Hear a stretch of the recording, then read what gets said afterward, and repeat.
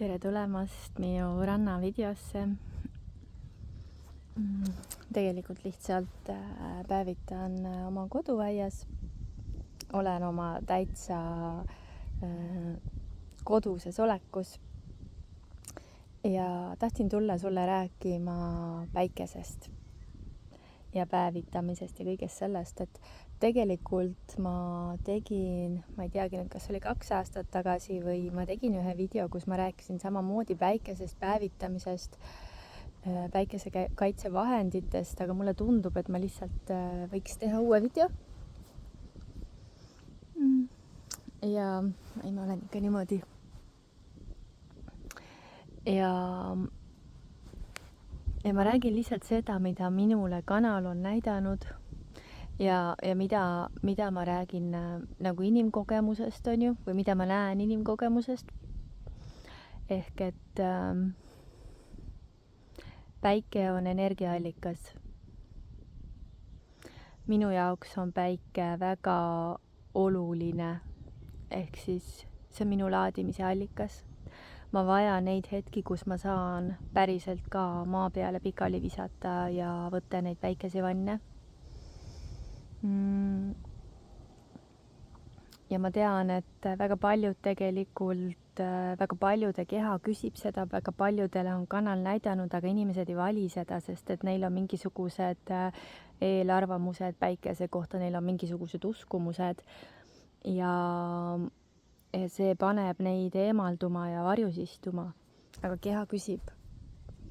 Näiteks üks väga suur uskumus on see, et mulle ei sobi päike. Ja võiks ju nagu ühelt poolt nõustuda sellega, aga tegelikult päike on eluliselt vajalik ja kui sulle ei sobi päike, siis on seal mingisugune põhjus, mis tuleks eelnevalt ära lahendada. Et miks sa tegelikult ei vali päikese kätte tulla. Ja ma tean näiteks inimesi, kes on depressioonis või sügavas depressioonis ja nad tahavadki pimedas olla, sest nad ei taha päikese kätte tulla, seal on liiga palju valgust. Ja need inimesed tegelikult vajaksidki valgust, seda sisemist valgust ja seda välimist valgust. Ja väga paljud inimesed ei vali päikest, sest et jah, neil on mingisugused teadmised selle kohta, et päike tekitab vähki. Päike ei tekita vähki, kui sa tarbid teda täpselt nii palju, et sa ei põle ära, vaid sa saad kerge sellise doosi ja kui sa kasutad näiteks päevituskreeme, siis nende doosidega, see on nüüd see, mida ma ei ole kanaldanud, vaid see on see, mida ma olen õppinud ja mida ma olen kogenud, on see, et kasutades päevituskreeme võid sa oma päikesedoosidega totaalselt üle panna. Sul on justkui võimalus ja luba olla terve päev päikse käes, aga mida su nahk tegelikult teeb, seda sa ei tea, sest et sa ei tunne seda. Ehk mina soovitan sul päikest võtta ilma päikesekaitsevahenditeta, sest et sul ei ole vaja kaitsta ennast selle eest, mis annab sulle elujõudu. Ja alustad päevitamist kas või 5 minuti kaupa ja sinu nahk läheb pruunemaks ehk nahale tekib see kaitse ja läbi selle siis sa saad järjest rohkem pikendada seda aega, kuidas või kui kaua päikese käes olla. Kui sul on tõesti väga suur hirm, siis ma tahaks öelda, et jah, palun ära valigi päikest, sest et kui sa teed asju hirmupõhiselt, siis sa tõmbad endale seda ligi. Aga mis siis, kui sa astud sellest hirmust läbi ja vaatad, mis hirm see on? Tihti on need kellegi teise lood, mingid esivanemate lood, meedia ja meditsiini lood, et päike tekitab vähki. Et kui sa vaatad, et kas see on tõde ja saad aru, et see ei ole tõde, siis mis on see, mida sa nüüd valida saad, on ju. Nagu ma ütlesin, ei tohiks sa üle panna, et kui sa saad nagu räigeid päikesepõletusi, siis jah, see ei ole hea sinu kehale, see koormab sinu keha ja teeb liiga. Et täpselt jupikaupa, aga inimesed, kes on nädala sees istuvad kontoris näiteks või kinnises ruumis, siis nad lähevad nädalavahetusel välja ja tahavad nagu ahmida kõik see saamata jäänud päikeseenergia ja kõik muu enda sisse, siis tekivadki need päikesepõletused. Et ma olen samamoodi teinud seda, et mul oli tegelikult lapsest saadik üsna keeruline päikese käes olla, kuna ma olin lumivalgete juustega, ele nahk, sinised silmad on ju, ma põlesin kogu aeg ära. Ja ma mäletan neid kogemusi, mis olid väga valusad, et sa ei saanud magada, nahk on valus. Et päikese käes tasub olla täpselt nii kaua, kuni sinu nahale võib tekkida selline kerge punetus või õhetus, see ei tohi valus olla. Ja see punetus ja õhetus tegelikult kaob ööga ära ja järgmine päev ei ole sellest jälgigi võib-olla peale selle pruunika jume. Ja teine asi, millest nagu väga palju räägitakse, on päikeseprillid, et päike kõige paremini või see D-vitamiini loomine siis toimub läbi meie silmapõhjade ja ole päikse käes nii palju kui võimalik ilma päikseprillideta. Ja seal on taga veel ka teine lugu, et kui su päikseprillid on ees, siis tekib selline pimedus või selline tumedus ja sinu keha ei saa aru sellest, et on aeg hakata siis tootma nii-öelda seda kaitset, sest et sul on prillid ees, eriti kui sul on hästi tumeda klaasiga prillid, siis on lihtsalt see koht, et keha ei adu seda või need, mitte keha, vaid need sisemised protsessid ei hakka tööle, mis hakkavad sulle nahale seda kaitset siis tootma, see on võib-olla lihtsam väljendus, sest et ega me ju ei tea, kuidas tegelikult see kehatasand funktsioneerib. Me teame midagi sellest, aga me ei tea nagu kõike. Ja kui ma nagu vaatan läbi selle allika või läbi siis kanalduse, siis sealt tuleb mingisugune informatsioon, kus päike on seotud hästi tugevalt selle kvantfüüsikaga ja need kehalised protsessid, mis päikese mõjul tööle hakkavad, on nagu ühendus. Ma vaatan laiendust sellele, et mida see ühendus tähendab täpsemalt. See on nagu justkui ühendus sisemise ja välimisega, aga mul tekib see tunne, et kui ma nagu kogen seda päikese energiat, siis see viib mind energeetiliselt ka sinna üles nagu kosmosesse, et see justkui oleks see ühendus ka. Ja samas see ongi see, et kui ma laman maa peal, siis siit tekib nagu allapoole ka ühendus. Ja täna ma tean, et minu jaoks on see hästi oluline. Kindlasti väga paljude jaoks on, aga lihtsalt kui enda jaoks lahti mõtestada, et sinu inimolemus ka aru saaks, et päikest ei ole vaja karta, päikest on vaja vastu võtta, päikest on vaja armastada, sest ilma päikeseta ei oleks meil loodust, mitte midagi ei kasvaks. Seega see ei saa olla nagu tõde, et päike on kahjulik. Jah, liiga palju loomulikult, aga kõike liiga palju on kahjulik meile. Kõik peab täpselt sinu dooside järgi olema ja see sinu sisemine tunnetus on see, mis annab sulle selle doosi suuruse. Ehk et kui sinu meel ütleb, ma tahan veel, ma tahan pruuniks, siis vaata, mida su sisetunne ütleb. Kas on aeg lahkuda? Vaata, mida su keha ütleb. Sellepärast, et keha on ju väga suur indikaator. Läbi keha sa saad väga palju informatsiooni. Ja kui vaadata neid päikesekaitsekreeme veel, siis see, mis sinu keha toidab sealt, on väga väikene protsent. Suurem osa on mürk sinu kehale. Nagu ma vaatan praegu neid õlisid ja mina ise avastasin selle, et ma kasutasin väga pikalt varem kokosõli ja ma sain sellega alati nii mõnusalt pruuniks päevitada ennast. ja ma alguses ju kasutasin seda kaitsemõttena ja siis ma sain ühel hetkel aru, et kui ma määrin seda kookosõli või oliiviõli peale, siis see soodustab hoopis minu päevitamist, mitte ei ole seal seda tugevat kaitset või mingisugustki kaitset ühesõnaga.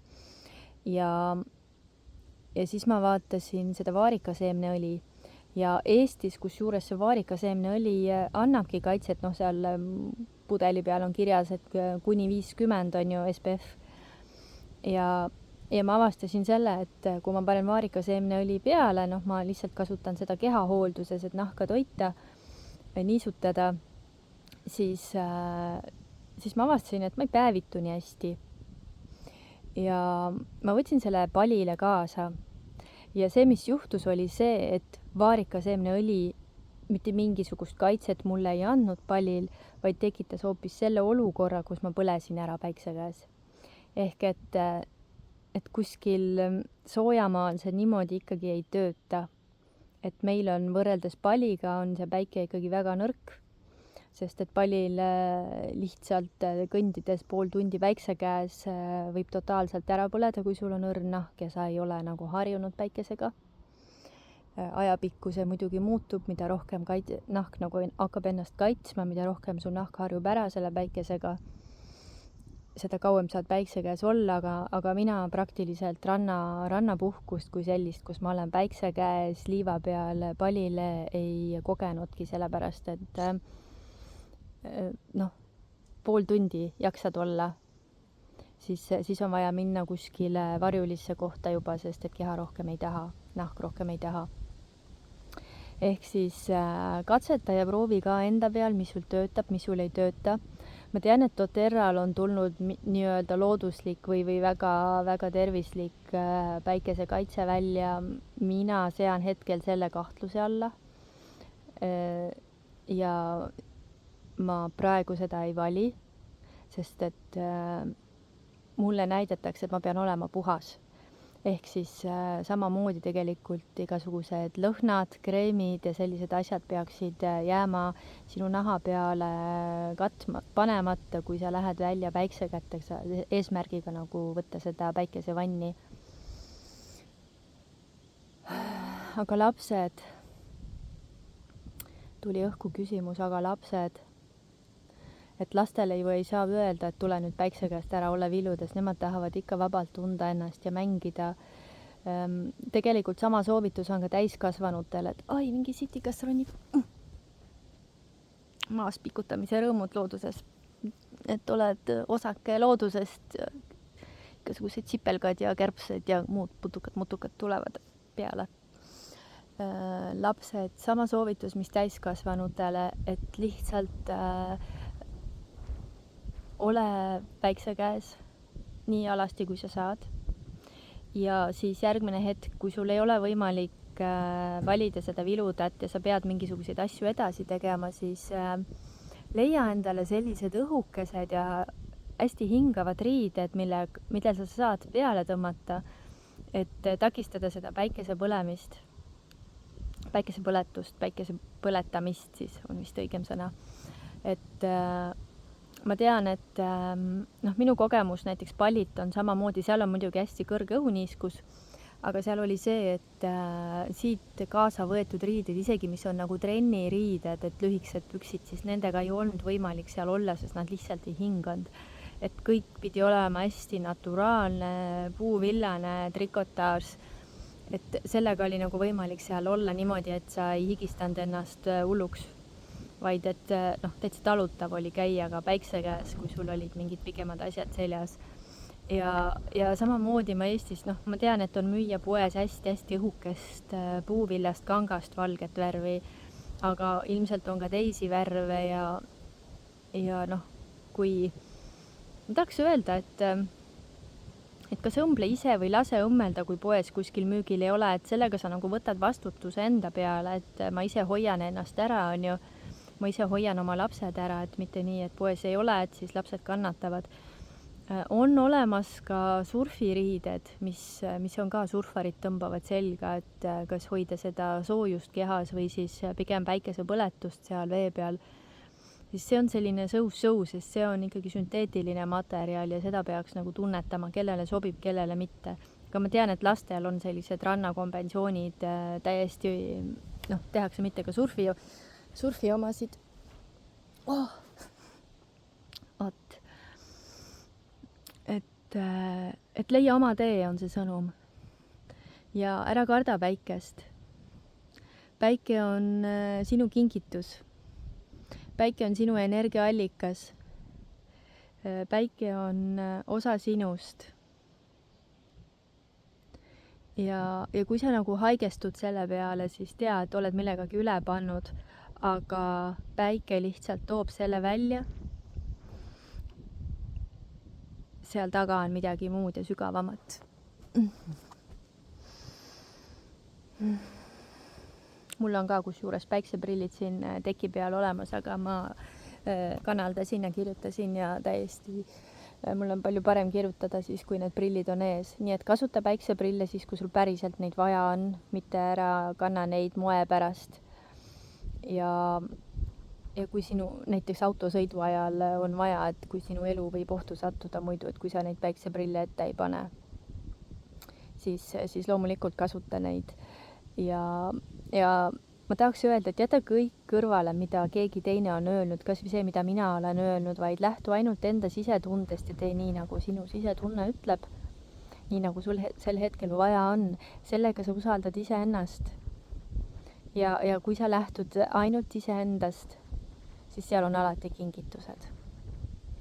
Ehk siis naudi päikest, naudi seda algavat suve, naudi seda soojust, mis on juba mõnda aega siin olnud. Ja leia igas päevas see hetk, kus sa saad päriselt minna välja,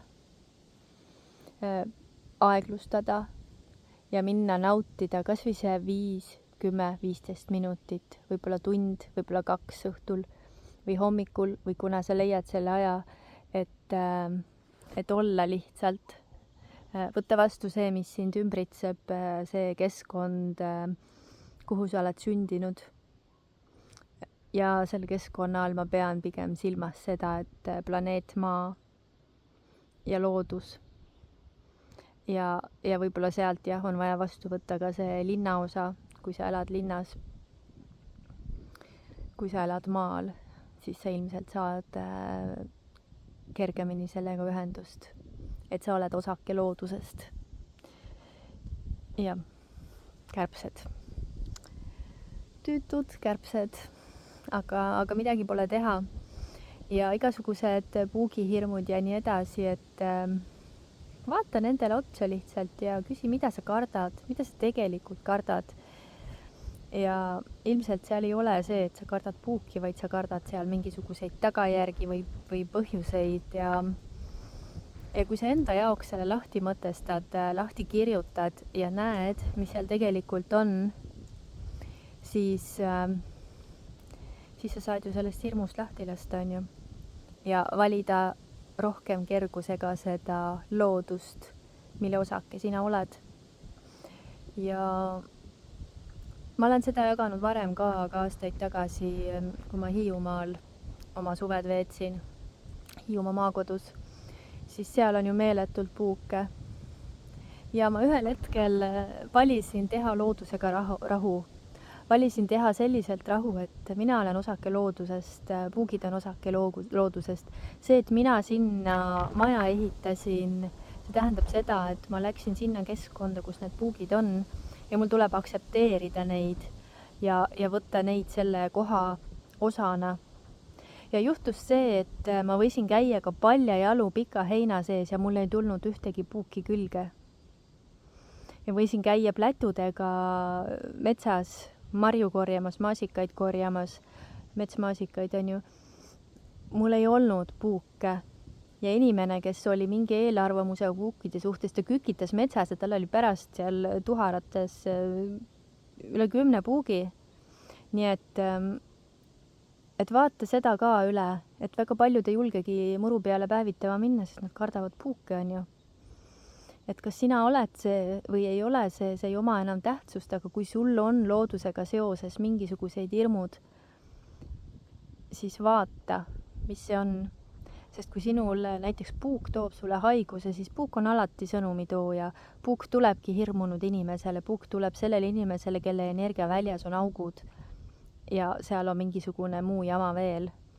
Nii et ja ma olen nagu leppinud sellega, et kui mul on vaja seda sõnumit saada kätte, kui puuk on mulle sõnumitooja, siis ta tuleb mulle niikuinii ja ma ei saa selle eest ära põgeneda.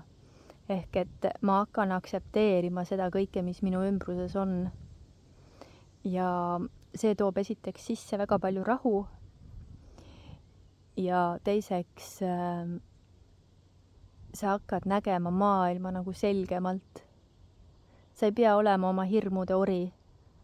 Sa võid lasta ennast hoopis juhtida enda sisetundel, oma sisemaailmal, enda kõrgemal minal nii-öelda. Ja valik on alati sinu, igas hetkes.